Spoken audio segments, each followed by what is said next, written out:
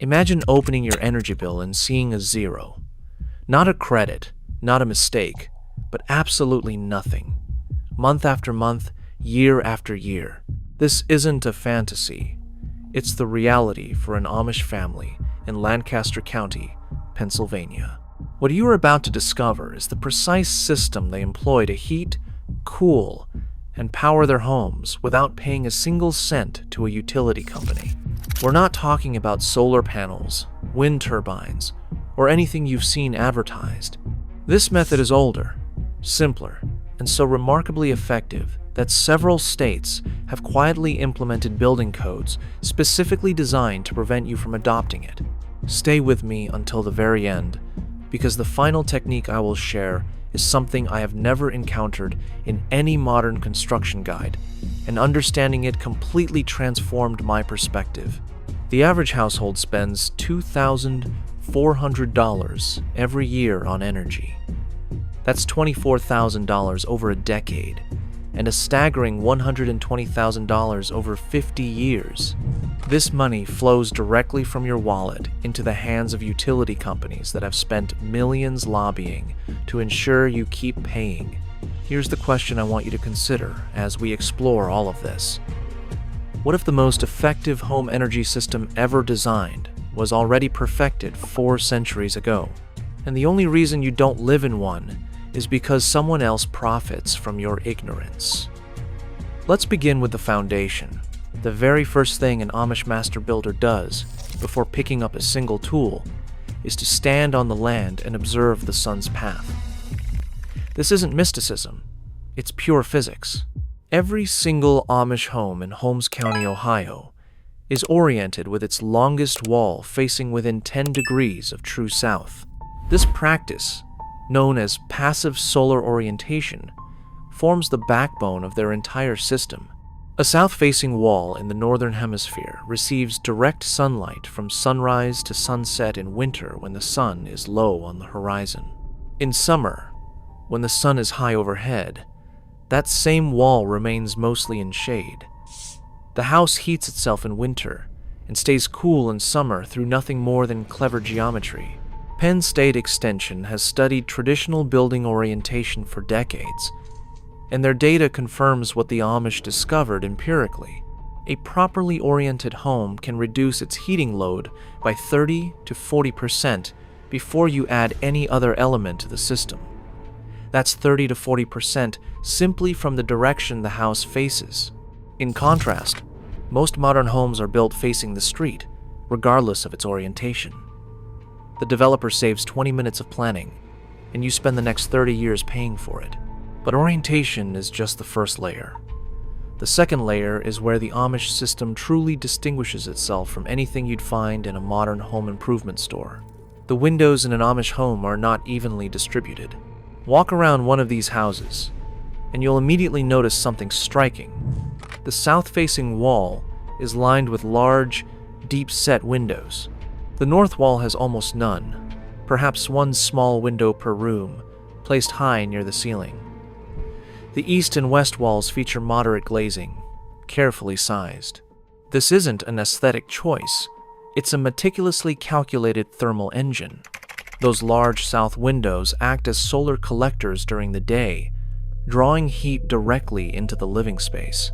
The deep sills, often 30 to 40 centimeters wide, create a thermal buffer zone that slows heat transfer and prevents cold drafts from bleeding off the warmth the glass just collected. A standard modern window typically has a sill maybe 5 centimeters wide. An Amish windowsill, however, is a bench, and there's a profound reason for that.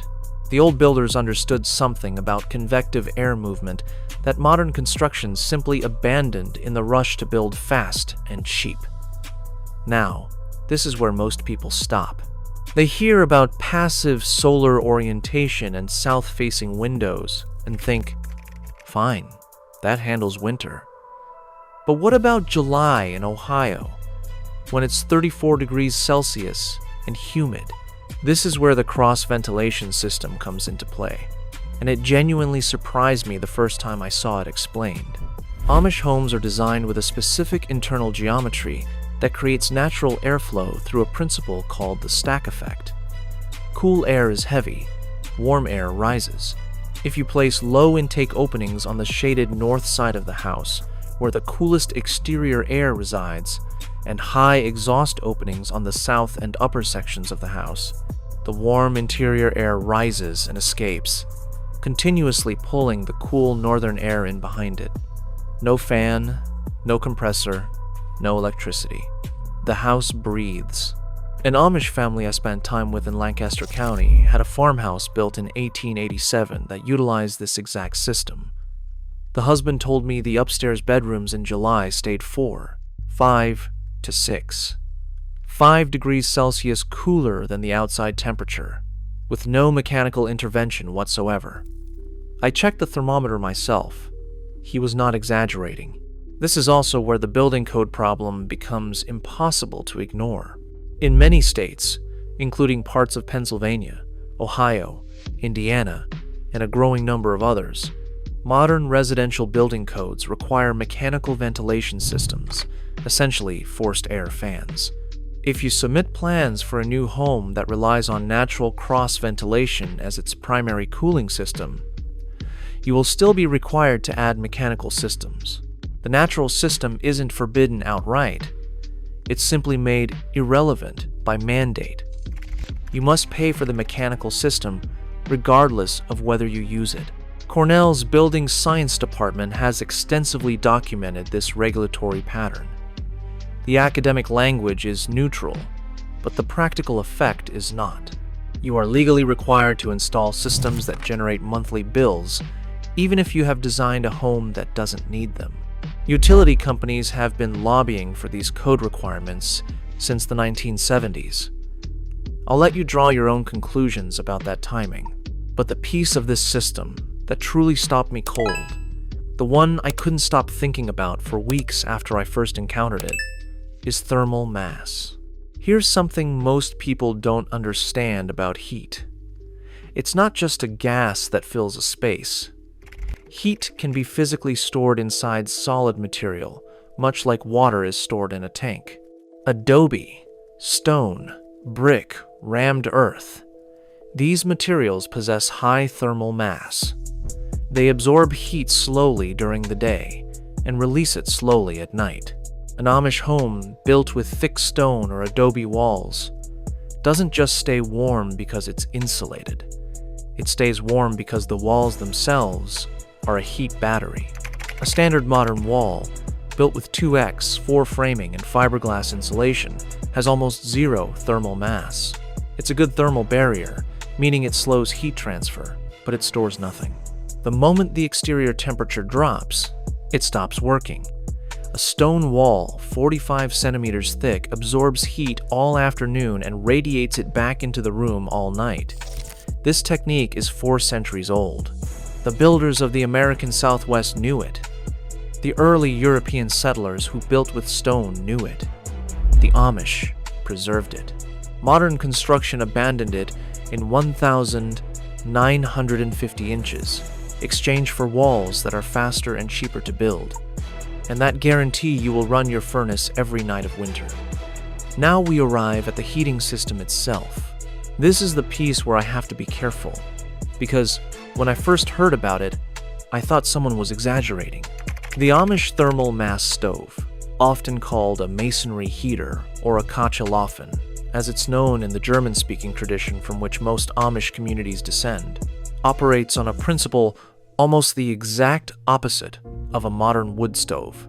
A standard wood stove burns slowly, incompletely, and continuously to maintain temperature. It requires constant feeding, produces significant creosote, and generates heat that rises and disappears before the room can fully absorb it. A thermal mass stove burns hot, fast, and completely. You light a fire that burns intensely for 1 to 2 hours, using 2 or 3 large pieces of wood at most, and then it goes out. Done. But the firebox and the surrounding mass of stone or brick and clay, which can weigh 1,360 to 2,270 kilograms, has now absorbed an enormous quantity of heat. That mass radiates heat slowly and evenly into the living space for the next 18 to 24 hours. The heat is stored and released gradually.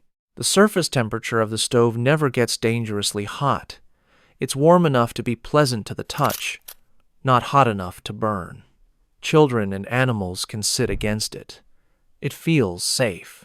The combustion in a properly designed masonry heater reaches such high temperatures, often over 980 degrees Celsius, that the burn is nearly complete.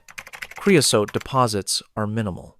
Efficiency ratings, measured by Auburn University's forestry and wood science programs, have clocked masonry heaters at 80 to 90% thermal efficiency compared to 60 to 70% for the best modern certified wood stoves. The efficiency is remarkable. 2 logs, 24 hours of heat in a properly oriented, thermally massive Amish home in Ohio. A family burns 3 to 4 cords of wood per winter. Wood they cut from their own land, paying nothing to any utility company for heat. 0 cost for heating. Compare that to the $1,400 average heating bill year after year. The question worth asking is why any of this feels like secret knowledge. It shouldn't. These techniques are not patented. They do not require exotic materials. They do not require a degree. A family with basic carpentry skills, access to stone, and a south-facing piece of land could implement every single element of this system. The reason it feels obscure is not an accident. The moment this knowledge becomes mainstream, a significant portion of residential energy demand disappears. The utilities understand that. The building products industry understands that. The regulatory bodies they fund understand that. Now, I want to give you the one piece of this system that I have genuinely never seen documented in any modern home improvement resource, any homesteading book, or any video in this space. I found it buried in a 1903 USDA agricultural survey of Amish and Mennonite settlements in eastern Ohio.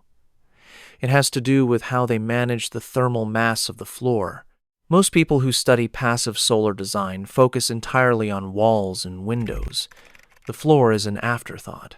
In the Amish tradition, specifically in the older Holmes County settlements, the earthen or stone floor of the main living area was constructed over a network of clay pipes or channels, roughly 10 to 15 centimeters in diameter, buried 15 to 20 centimeters below the surface. These channels connected to a south-facing inlet near the base of the exterior wall. During sunny winter days, cold exterior air entered through this inlet, traveled through the underground channels, warming as it moved through the earth, which stays at roughly 13 degrees Celsius year-round at that depth, and emerged inside the living space, pre-warmed by passive geothermal exchange. No pump, no electricity, no moving parts of any kind. The 1903 survey called it a ground tempering channel.